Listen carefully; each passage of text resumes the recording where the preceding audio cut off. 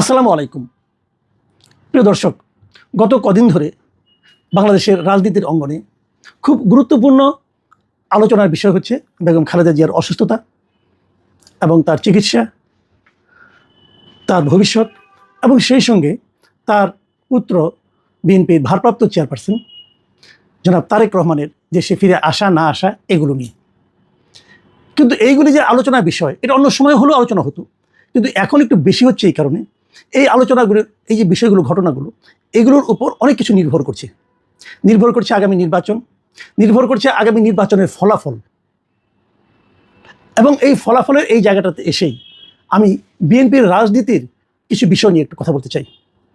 আমি না আসলে বিএনপির রাজনীতিটা ভালো বুঝি না এই কারণে বিএনপির রাজনীতির পেছনে আসলে কারা আছেন, তাদের প্রজ্ঞা, তাদের মেধা, তাদের আপনার বাস্তবসম্মত যে সিদ্ধান্তগুলো, এগুলো কতটুকু কার্যকর হচ্ছে এটা আমার কাছে ক্লিয়ার না। আমি কয়েকটা কথা বলি আপনাদেরকে। প্রথমত হলো, আপনারা নিশ্চয়ই দেখেছেন, এর মধ্যে জেনেছেনও যে জনাব তারেক রহমানের নাম ভোটার তালিকায় নাই। এখন যদি ওনার নাম ভোটার তালিকায় না থাকে, উনি নির্বাচন কীভাবে করবেন? কিন্তু ওনার নাম কিন্তু প্রাথমিকভাবে নির্বাচনের একটা এলাকায় ঘোষণা করা হয়েছে, উনি বগুড়া এক জায়গা থেকে দাঁড়াবেন, ওনার পিতার যে জন্মভূমি সেখান থেকে উনি দাঁড়াবেন, এটা মোটামুটি ঘোষিত, সবাই জানেন। উনি কীভাবে দাঁড়াবেন? উনি তো ভোটারই না। তো যে লোকটা ভোটার না, তার নামটা কেন ওখানে প্রচার করা হলো, কেন ওখানে দেখানো হলো, কেন? এর মধ্যে আমাদের কিন্তু চূড়ান্ত ভোটার তালিকা প্রকাশ করা হয়ে গেছে। এখন হয়তো আপনি বলবেন, না, ওনার একটা বিশেষ বিবেচনায় ভোটার পরে করা হবে। হ্যাঁ, করা হবে, আমি মেনে নিতে রাজি আছি। তারেক রহমান বলে কথা, উনি যে কোনো সময় চাইলেই ভোটার হতে পারবেন, হয়তো দেশের বৃহত্তম দলের লোক হিসেবে, দলের প্রধান হিসেবে ভোটার হবেন। কিন্তু আমার প্রশ্ন হলো, আপনি কেন এই বিশেষ সুযোগটা নেবেন? আপনি যদি আগে ভোটার হতেন, কোনো সমস্যা হতো? আপনি কি ভোটার হতে পারতেন না? এর মধ্যে এই যে গত একটা বছর গেল এবং বিদেশেও ভোটার হওয়া যায়, আপনি দূতাবাসে যে, লন্ডনে যে আপনি ভোটার হতে পারতেন। হয়তো এটা আপনি সরাসরি হয়তো বলবেন, এটা আমার সিদ্ধান্ত, আমার দলের অন্যান্যরা সবাই মিলে নিয়ে। হ্যাঁ, তারা কি করলো? তারা করেনটা কি? এই যে ওনার সঙ্গে যারা থাকেন, তারা কেন এতদিনও তারেক রহমানকে ভোটার করলেন না? আচ্ছা, এটা কি এমন কিছু যে ভোটার আমি হবো কি হবো না আরেকটু দেখে নেই? আপনি কি দেখবেন ভাই? প্রথম কথা হলো, আপনি যদি বাংলাদেশের রাজনীতিতে ভোট করতে চান, আপনি যদি নির্বাচন করতে চান, আপনি যদি নির্বাচনে বিজয়ী হতে চান, আপনি যদি একটা বিজয়ী দলের প্রধান হিসাবে আপনি সংসদে ভূমিকা রাখতে চান, অথবা আপনি যদি বৃহত্তম বিজয়ী দলের প্রধান হন, তাহলে আপনি প্রধানমন্ত্রী হওয়ার আপনাকে চান্স আছে। যদি সেটা হতে চান, এই সব কিছুর মূলে হলো আপনার ভোটার হওয়া। সেই জিনিসটা আপনি এতদিনেও হননি কেন? আর অনেকে হয়তো বলবেন, কারণ উনি ভোটার ছিলেন না আগে, এখন ভোটার নাই কেন? এটা আপনাদের মনে রাখা দরকার। উনি কিন্তু ভোটার হয়েছিলেন, এই দেশে ভোটার ছিলেন উনি। ওনার ভোটার নামটা বাতিল করে দেওয়া হয়েছিল। কে করেছিল? আওয়ামী লীগ আমলে হয়েছিল কাজটা। আওয়ামী লীগ তো ইন্টেনশনালি অনেক অপকর্মে করেছে, আওয়ামী লীগ সরকার। তার মধ্যে এটাও একটা। এটা আমার যতদূর মনে পড়ে যে বলা হয়েছিল যে ওনার ঠিকানায় যে ওনাকে পাওয়া যাচ্ছে না, এই জন্য ভোটার তালিকা থেকে ওনার নাম বাদ দেওয়া হয়েছিল। মানে উনি তো থাকতেন মইনুল রোডে থাকতেন, ক্যান্টনমেন্টে।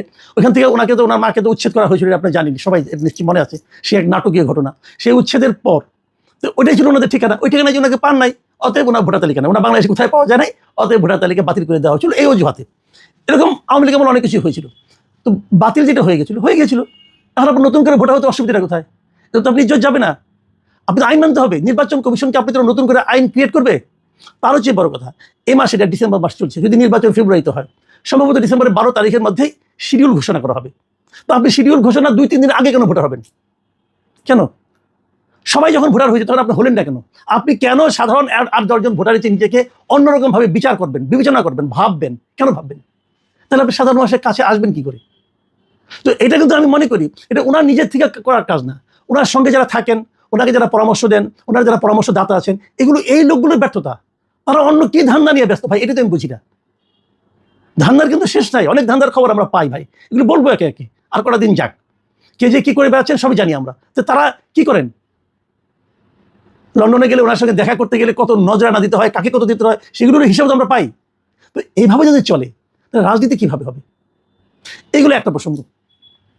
দ্বিতীয় প্রসঙ্গ হচ্ছে যে উনি যে আসছেন না, এটা নিয়ে কিন্তু নানা আলোচনা হচ্ছে, আলোচনার সামনে আরো হবে। কিন্তু একটা কথা ভাবুন আপনারা, যে ওনার মা মৃত্যু সজ্জায়, এই সময় উনি আসছেন না। আমাদের দেশে কি হয় দেখবেন, অনেক সময় বিদেশে থাকে, তারপরে শুনে দেশে তার মা অসুস্থ, বাবা অসুস্থ, মৃত্যু সজ্জায়, অত বড় লোকও না, কিন্তু তারপরে কিন্তু তাড়াহুড়া কিন্তু চলে আসে। আসার পরে দেখা যায় হয়তো উনি আসতে আসতে মা মারা গেছে। আত্মীয় স্বজন সবাই বলে যে মাটা তোকে চোখে দেখতে পারলো না, বলে। কিন্তু সে নানাভাবে নানা অজুহাত দেয়, নানা কারণ দেখায়, আমি আসতে আসতে ট্রেন, অনেক লম্বা পথ, আসতে 1.5 দিন লাগে, 2 দিন লাগে, এগুলো বলে। কিন্তু ওতে কিন্তু আত্মীয় স্বজনরা খুশি হয় না। তারা বলে একদিন আগে আসলে কি হতো, কাজের চাপ ছিল, তোমার কাজ বড় না মা বড়, এগুলি কিন্তু লোকে বলে। আপনি কি বলবেন? আপনি কিছু একটা বলবেন তো, আপনি কি বলবেন? আপনি বলবেন অন্যদের সিদ্ধান্তের উপর আমাকে নির্ভর করতে হচ্ছে, এটা বলে কি আপনি আপনার দুর্বলতা প্রকাশ করবেন না? কেন করবেন আপনি এটা? এবং তারও চেয়ে বড় কথা, এতগুলো আমি সব বাদ দিলাম, তারও চেয়ে বড় কথা, একটা কথা ইদানিং খুব শোনা যাচ্ছে দেশে, বিভিন্ন জন বলছেন, সোশ্যাল মিডিয়ায় দেখছি, আলোচনা হচ্ছে, বিভিন্ন সোর্স থেকে খবর পাচ্ছি যে একাধিক, আমি ওই জন্য কিছুটা ইঙ্গিত দিয়েছিলাম ডিপ স্টেটের নামে, যে একাধিক বিদেশি গোয়েন্দা সংস্থা তারা এখন এখানে খুব সক্রিয় অবস্থায় আছেন। এখন তাদের এই সক্রিয়তা কি প্রমাণ করে? তাদের এই সক্রিয়তা কি তারেক রহমানের বাংলাদেশে আগমনটাকে ঝুঁকির মধ্যে ফেলে দিচ্ছে? যদি এটা হয়, সেখানে সরকারের কি ভূমিকা? কেন আসতে পারছে? আমি শুনেছি এর মধ্যে যে খলিল সাহেব যে ইন্ডিয়ায় গিয়েছিলেন, সেখানে অনেকে প্রসঙ্গটা উঠেছিল, যদিও খলিল সাহেব ইন্ডিয়া যা অজিত দোভালের সঙ্গে কি কথা বললেন এটা কিন্তু কেউ জানে না। ওই আপনি বলেন না কেন, দেশের মানুষকে বলেন, আপনি যদি ভালো কিছু অর্জন করতেন তাহলে সেটা ফুলিয়ে ফাঁপিয়ে বলতেন যে আমরা এইগুলি করেছি, এগুলি পেয়েছি। আমরা তো এখন, যেহেতু আপনি বলেননি, মানুষের নানা জনের মুখে নানা কথা, এবং সেখানে তো আমরা এগুলো শুনেছি যে বিশেষ কোনো একটা দেশের কতজন গোয়েন্দা সংস্থার লোক এখানে আছে, তাদের কি করছে না করছে এগুলো নিয়ে সুনির্দিষ্টভাবে খলিল সাহেবকে বলা হয়েছে, বলা হয়েছে তাদেরকে দেশ থেকে বের করে দেওয়ার জন্য। নানা কথা কিন্তু হচ্ছে, এই আলোচনাগুলো সত্য মিথ্যা আমি জানি না, কিন্তু আলোচনা আমরা শুনছি। তো খলিল সাহেব উচিত ছিল আসার পরে একটা প্রেস কনফারেন্স করে বলা যে অজিত দোভালের সাথে তাদের কি আলাপ হয়েছে, উনি কেন গেলেন একদিন আগে, যে কি আলাপ করলেন, সেখানে কি পেলেন, আশ্বাস পেলেন না কি পেলেন, এটা আমাদের জানাতেন। উনি জানান নাই এই কারণে যে ওনার আসলে জানানোর মতো মুখ হয়তো ছিল না।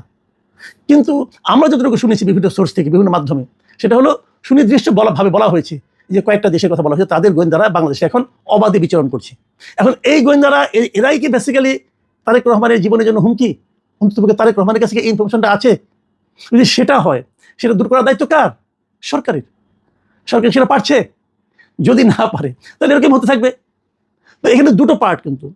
আবার আরেকটা কথা অনেক সময় উঠে, অনেকে বলে যে ধরা যাক তারেক রহমান সাহেব ঠিক সময় আসলেন না, আসতে পারলেন না, অথবা আস্তে আস্তে অনেক কিছু ঘটে গেল, আল্লাহ না করুক, কিন্তু ঘটে গেল, ধরা যাক, লাভটা হবে কার?